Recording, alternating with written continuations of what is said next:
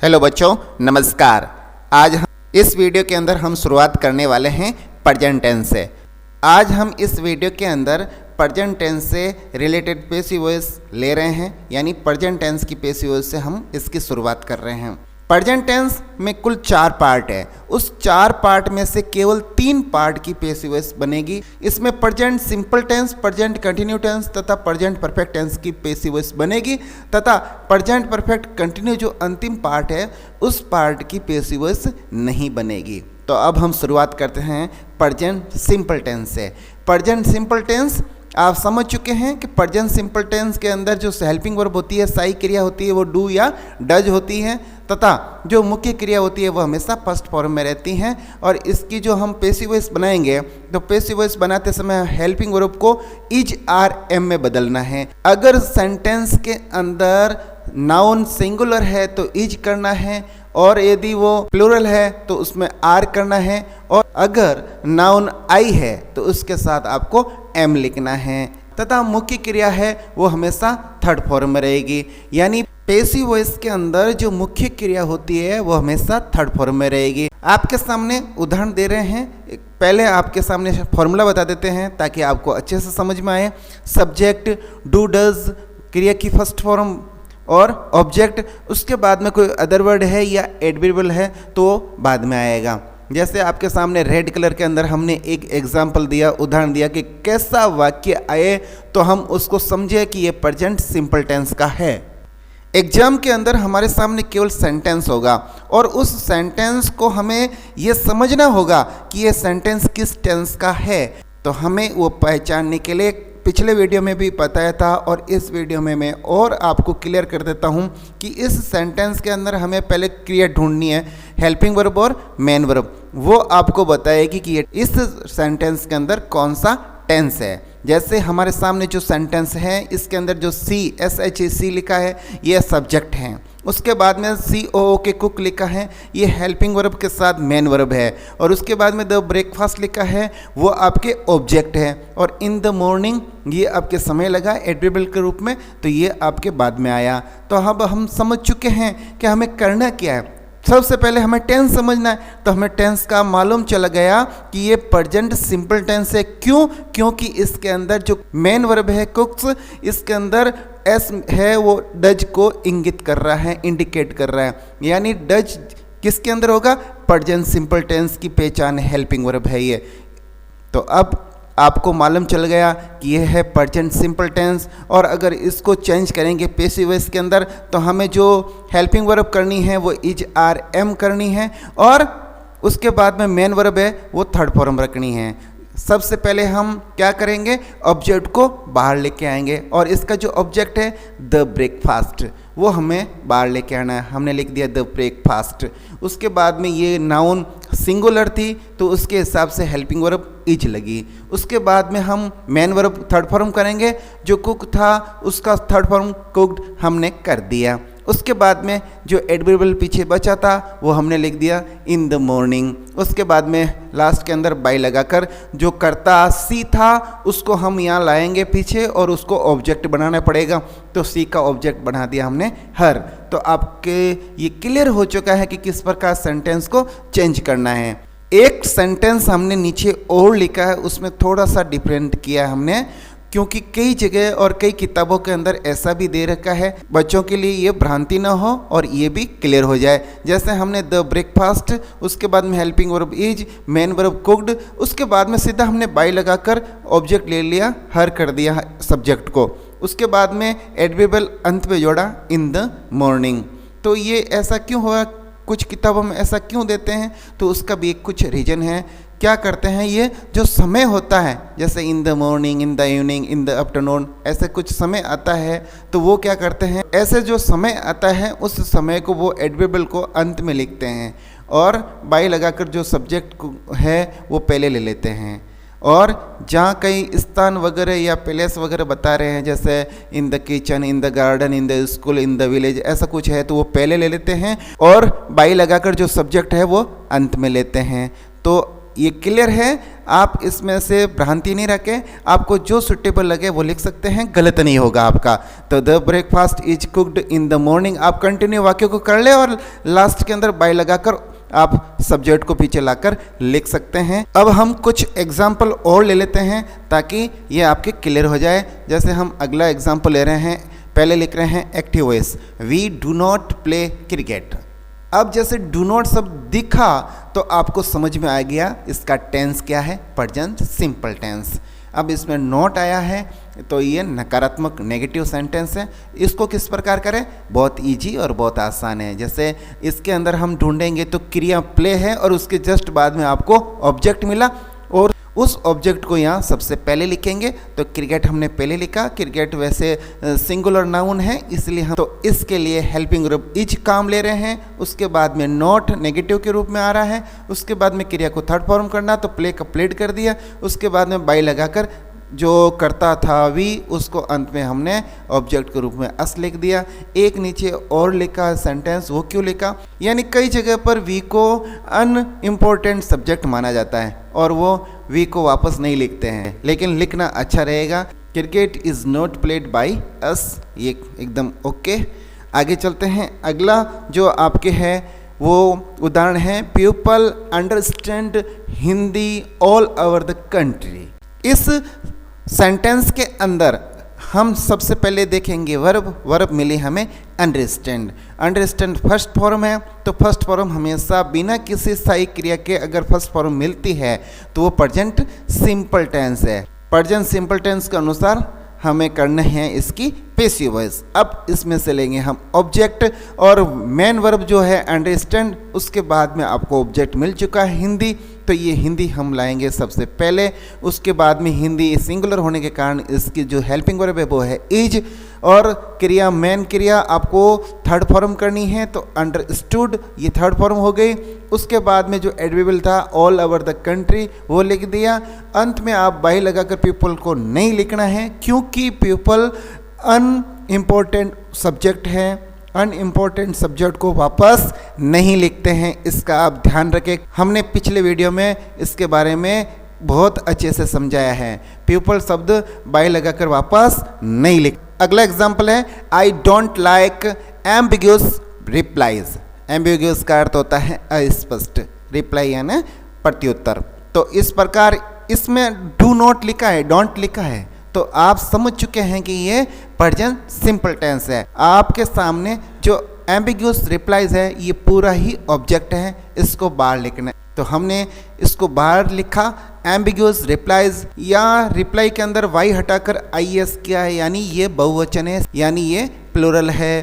तो प्लूरल के अनुसार यहाँ की जो हेल्पिंग वर्ब लगे वो है आर लगी। आर के बाद में नॉट, और मेन जो मुख्य क्रिया है लाइक, उसको आप थर्ड फॉर्म करेंगे लाइक्ड, और बाई लगाकर जो करता था आई, उसको हमने ऑब्जेक्ट बदल दिया मी के रूप में। अब अगला एग्जाम्पल वो है, some people do not eat onion. यहाँ डू नॉट आ गया, यानी डू शब्द लिखा है, आपकी तो बल्ले बल्ले हो गई क्योंकि आपको मालूम चल गया कि डू जो हेल्पिंग वर्ब होती हैं वो प्रेजेंट सिंपल टेंस की होती हैं। यहाँ पर जो ईट लिखा है ये मेन वर्ब है, इसके बाद में जो लिखा है वो ऑब्जेक्ट है। इस ऑब्जेक्ट को आप बाहर लिखेंगे, जो ऑनियंस हो गया, ऑनियंस प्लूरल है तो आर लिखेंगे और नॉट लगाना है। उसके बाद में ईट की थर्ड फॉर्म है वो ईटन बाय सम पीपल। अब आप कहेंगे सर अभी तो आपने पीपल था, उसको आप कह रहे हैं कि ये अनइम्पोर्टेंट सब्जेक्ट है, उसको नहीं लिखना है। यहाँ पर तो आप लिख रहे हैं बाय सम पीपल, तो हमने पिछले वीडियो में ये भी क्लियर कर दिया, सेंटेंस के अंदर आपको सम पीपल या फिर मैनी पीपल अगर मिल जाए तो वो वापस लिखना है। वो अनइम्पोर्टेंट सब्जेक्ट नहीं है, वो इम्पोर्टेंट सब्जेक्ट है, इसलिए उनको वापस लिखना है। इसलिए हमने दोनों एग्जाम्पल लिए, पीपल को भी लिखा और सम पीपल को भी लिखा। अगर सम पीपल है तो वापस लिखना है बाय सम पीपल, कुछ लोग। अब आप लोगों के लिए हम दे रहे हैं कुछ एक्सरसाइज। अब ये एक्सरसाइज आपके लिए है, हमने 4 प्रश्न दिए हैं, ये आपको करना है और YouTube पर आपको इसके उत्तर मुझे भेजना है। हम देखते हैं कि आप कितना पढ़ाई करते हैं। जैसे है पहला है, my brother plays football in the evening, he locks the house from inside, someone writes a story, Ram forgets me. ये 4 हमने आपके लिए एक्सरसाइज के रूप में प्रश्न दिए हैं। इनको आप सरल करेंगे और इनका जवाब हम तक पहुंचाना, ताकि हमें मालूम चले कि आपकी स्टडी निरंतर जारी है, आप रुचि लेकर पढ़ रहे हैं। अब हम आगे चलते हैं प्रेजेंट कंटिन्यू की ओर। प्रेजेंट कंटिन्यू टेंस के अंदर जो सहायक क्रिया होती है वो इज आर एम होती है, तथा मुख्य क्रिया फर्स्ट फॉर्म के साथ आईएनजी होता है। इसकी पैसिव वॉइस में बदलते समय हमें सहायक क्रिया को इज आर एम के साथ बिंग शब्द एक और लगाना है, जोड़ना है, तथा मुख्य क्रिया जो थर्ड फॉर्म है वो सभी पैसिव वॉइस के अंदर एक समान है। ये तो आपको कंठस्थ याद रखना ही है। अब उदाहरण ले लेते हैं। पहले आपके सामने फॉर्मूला लिख दिया, subject is are am, verb की फर्स्ट फॉर्म के साथ आईएनजी, ऑब्जेक्ट और उसके बाद में अदर वर्ड। तो आपके सामने रेड कलर के अंदर एक एग्जांपल लिखा है, she is making tea in the morning. अब आप इसकी हेल्पिंग वर्ब और मेन वर्ब देखते ही आपको मालूम चल जाएगा कि इसका टेंस कौन सा है। इज लगा है और क्रिया के अंदर आईएनजी लगा है, इसका मतलब ये प्रेजेंट कंटिन्यू टेंस है। तो हम क्या करेंगे, इज आर एम के साथ बिंग एक शब्द और जोड़ना है और क्रिया के थर्ड फॉर्म करना है। सबसे पहले तो हमें ढूंढना है ऑब्जेक्ट, और हमें मुख्य क्रिया के बाद में टी शब्द लिखा हुआ मिल रहा है। ये टी शब्द ही ऑब्जेक्ट है, इसको हम बाहर लेके आएंगे। टी बाहर लिखा, उसके बाद में इज लिखा, इज के साथ हम बिंग लिखेंगे, उसके बाद में क्रिया मेक की थर्ड फॉर्म मेड, और उसके बाद में बाई लगाकर हर किया, और उसके बाद में इन द मॉर्निंग लिख दिया। इस प्रकार ये पैसिव वॉइस आप बना चुके हैं। आगे चलते हैं, इसका एक एग्जाम्पल और करते हैं।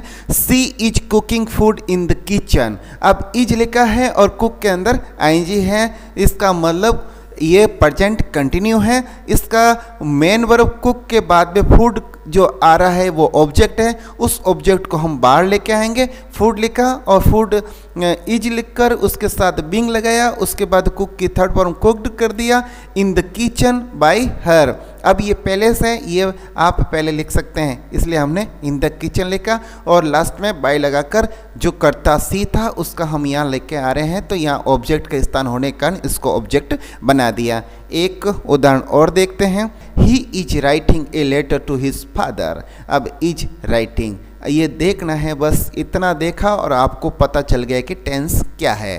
टेंस के अनुसार ये प्रेजेंट कंटिन्यू टेंस होने के कारण इसकी पैसिव वॉइस में बदलते समय सबसे पहले हम ऑब्जेक्ट को बाहर लेकर आएंगे। ए लेटर ये पूरा ऑब्जेक्ट है, इसको बाहर लिखा। ए लेटर सिंगुलर होने के कारण इज, फिर बीइंग, फिर राइट का third form written, to his father ये एडवर्बियल आपको यहाँ जोड़ देनी है, और लास्ट में बाय लगाकर आपको सब्जेक्ट आगे वाला या पीछे लेके आ जाना है। ही का हिम लिख दिया। अब आपके लिए कुछ एक्सरसाइज हैं, वो एक्सरसाइज आप करेंगे। हम 4 प्रश्न आपके लिए दे रहे हैं। Teacher is teaching them, students are playing hockey, someone is waiting for you in the room, Ram is calling her. अगला भाग प्रेजेंट परफेक्ट टेंस, और प्रेजेंट परफेक्ट टेंस के अंदर जो सहायक क्रिया होती है वो है हैज, हैव, और तथा मुख्य क्रिया थर्ड फॉर्म में होती है। ये थर्ड फॉर्म आपको पहले ही मिल जाएगी, यानी जब हम पैसिव वॉइस में बदलेंगे ना तो हैज और हैव के साथ केवल बिन लगाना है, और मुख्य क्रिया पहले से ही थर्ड फॉर्म है, उसको थर्ड फॉर्म ही रखना है, उसके अंदर कोई चेंज वगैरह नहीं करना है। ऐसा नहीं कि आप थर्ड फॉर्म की और कोई और फॉर्म कर दो, आपको थर्ड फॉर्म की थर्ड फॉर्म ही रखना है।